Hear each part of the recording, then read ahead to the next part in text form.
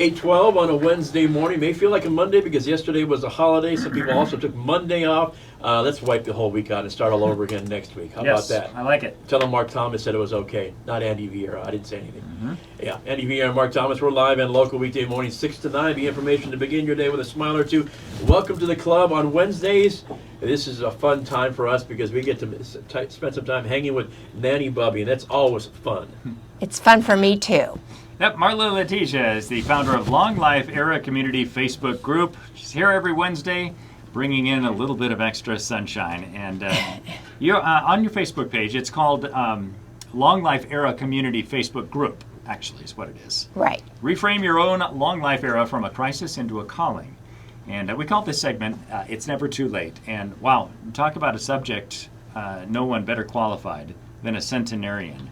You got to speak with Evelyn Leschgold. Right. She's actually working on her second 100 years. Yes, she is. She's 101 years old. And you got to speak with her. She sounds amazing. She aged 37 minutes while you talked to her. and I haven't had a chance to sit through the whole thing, but the video is up on the Facebook It is. The video is up on the Facebook page.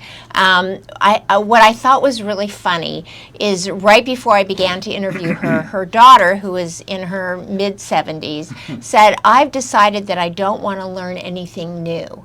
And I thought that was an interesting comment that her daughter made, but it left me in a position where her sister, the other daughter of Evelyn, actually signed on to the Zoom in the middle of the interview, and she wouldn't sign off because she didn't know how to sign off. So the issue with the Zoom, you know how to sign on, but you don't know how to sign off. Yeah, right. And she said, she sent a text that I read afterwards that said, "I'm in my room and the door's closed and nobody can hear me." No, you're right. Nobody can hear you, but everybody can see you. And anyway, I'd never had that experience, and I'm just saying that I, in the moment, had to learn that I could actually block somebody video-wise on the Zoom. So in the middle of the Zoom I had, and then her husband signed on. It was really quite comical. But Evelyn was there, signed on perfectly. Everything was beautiful. The coolest thing about, not even before I heard the interview and listened to it and watched it, and she's amazing, by the way, is the mental picture you have of somebody that is supposed to be 101 years old. Because the stereotypic picture of somebody that's supposed to be 101 is somebody in a wheelchair that's in a facility, assisted care facility, and they're being taken care of by a bunch of people. But she is nothing like that. So that you can shatter that mental picture, and she's vibrant, she's full of energy, and I want to be 101 just like her. Right, and she is the second oldest person in the facility that she's living in. The oldest is a woman that's 103, right? And she's the second oldest. And it is 2-to-1 female over male. And I like to refer to the joke, why do men die before their wives? Oh no! Is there? There's a punchline to that. Yeah, why is that? Yeah, because they want to. But a bunch. Yeah. Somebody who's 101 years old was probably born in 1922.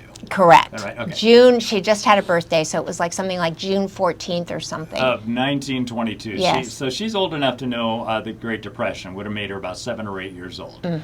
How far back in your talks with her was she able to recollect? And we're talking wars, recessions. She's seen everything. Yeah, and regretfully, those were some of the questions that I had planned to ask her that didn't get to, like, what was the greatest invention that you saw happen within your lifetime? Perfect.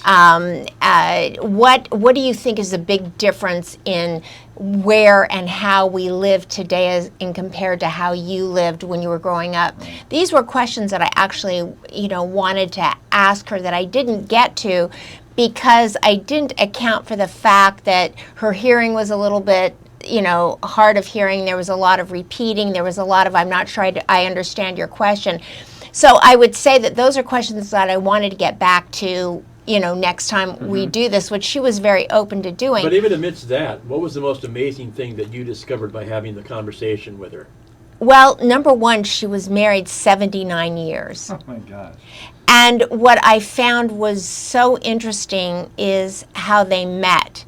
and what they did and how they courted, which is much different than, how we went on today. They don't swipe left and right back in the 20s? Yeah, they didn't do that. They met at a teenage Jewish convention. They're Jewish, so AZABBG convention that they all went to, and that's where they met. And he went to medical school specifically where she lived so that he could be near her until she was old enough to get married, because they met when she was 16, which I thought was really cute. 16? Yeah. My grandparents were married. My grandmother was 16 when she married my grandfather. Yeah, and Tom's mom was 17 when she married her husband as well. I think that was probably a little more acceptable back in the day. And when I say back in the day, I mean like back would have been the 20s, 70 years ago. Yeah. Mm-hmm. My mom was married at 18 as well. She had 2 kids by the time she was 20 years old. Yeah. And I know that still goes on these days, but it just seemed like it was more prevalent then. What is her mindset? I'm sure you asked, what's the secret to long life? I mean, that's got to be like at the top of the list. The fact that she was married to a man who actually lived to be 103. Oh my. Right? So he died just, I think, a year and a half ago. And having that companionship, and also that was commented on by a geriatric doctor who happens to be a member of Long Life Era, that companionship actually contributed to her existing long life as well. And then now she's in a social situation, and so she recently, the facility, had a senior prom, which I thought was a cute take on those names. Nice. And she was invited by one of the men to go. She said yes. But her biggest problem is he tried to kiss her afterwards, and she was not up for that. She was, not on the first date. And I said to her, "Is that so?" Yeah, not on the first date. And I said to her, like, did you have that same feeling that you had when you were younger when a boy tried to kiss you? And she said, actually, yes, because it's so unfamiliar to what she was used to. I also, and I wanted to make sure I brought this up to our audience who is listening to encourage them, is that she revealed that I asked her, does she have any pain, or is there anything within her body that bothers her at this time? And she revealed that she had had knee replacement surgery, not once, but twice in her late 70s. And I asked her the question, do you feel that the fact that you were able to alleviate that kind of pain within your body, that you were not fighting, that has helped you have a more vital, vigorous life? To which she said, absolutely. And I make that point because the geriatric doctor also mentioned that when you are in pain, you can literally see it in people's faces, can't you? Sure. Yeah. And there's a point where some people that have been in enormous pain, because years ago joint pain like knees, hips, shoulders was so painful that you literally want to give up on your life. It's just too painful to live through it. Speaking of that, what about heartbreak? We're talking about non-tangible, non-physical pain. Mm-hmm. You're with somebody 79 years. That's a lifetime in its own. Mm-hmm. You know nothing else. You know no one else that way. And you say it's been, what, maybe a year and a half that she's been without her husband of 79 years? How has she coped? You know, I didn't ask that question. There was a point, there were so many questions that I wanted to ask that I felt that would bring about pain if I asked them. Mm-hmm. And so I steered clear of asking that. But I did ask this question. You're 101. Do you ever think about how long your life is going to be? And do you ever worry about how long that's going to be? And she got sad for just a moment.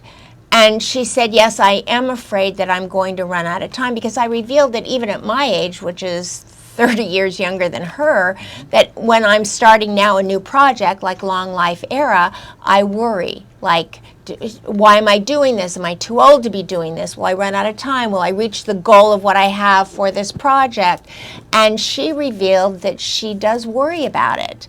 And then she got sad, but then she got very peppy because she goes, but you know, I'm not the oldest one here. The oldest one here is 103 and I'm 101, so I figure I have time left. Yes. And you can't let that stop you, because it's like, well, I never know how much time I have left. But yeah, you can't let that factor in your equation. You just do it. and you hope for the best. Right. I mean, it's like having children, right? Like anything can happen. My birth father was killed in an airplane accident when I was 10 years old and left behind myself and then 2 orphan daughters because his wife from a second marriage was with him at the time. He was 31. Here's the bottom line. If you don't not have children because you think to yourself, oh, I may not make it. You still have children and you still see them through their life, but I'm just drawing the analogy between giving birth to your children and giving birth to an idea or a project. None of us know. Lights out could happen at 31. It could happen at 101. It could happen at 111. I'm sure Robert De Niro and Al Pacino would second those sentiments as well. They became new fathers this past year. I read that. Exactly. Yeah, 83, I think, like Robert De Niro. I remember when Jimmy Durante did that, I think at 81 or 78, something like that. 89 or something like that, Pacino. Tony Randall as well. Yeah, Tony Randall category. Who's 79?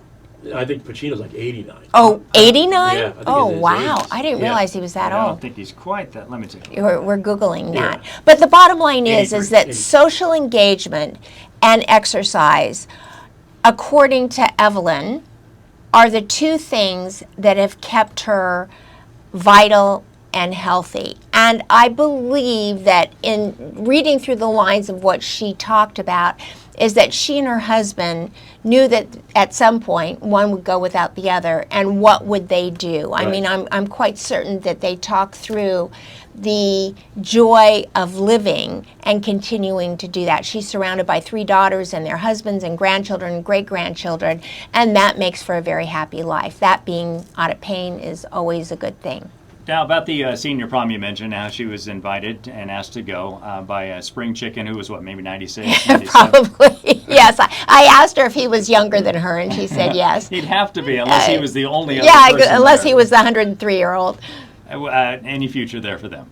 Or was that just kind of a No, ceremonial? she absolutely said, I am not interested. You know, I would go as his date, as a friend, but I'm not interested in a relationship. I'm not interested in anything more than that. So she's going to go solo from here on out? Yes. Okay. Yeah. There you go. Yeah. Nanny, Bubby, And- always a pleasure. Thank you very much. Good to be with you, too. You are the Website light of and my all week, all the too. pertinent information for folks to check things out. Yes, nannybubby.com for all the recipes, nannybubby.com/shop if you want to buy aprons, spatulas, or affirmation cards. And please join Long Life Era Community Facebook group. There's such great conversation going on.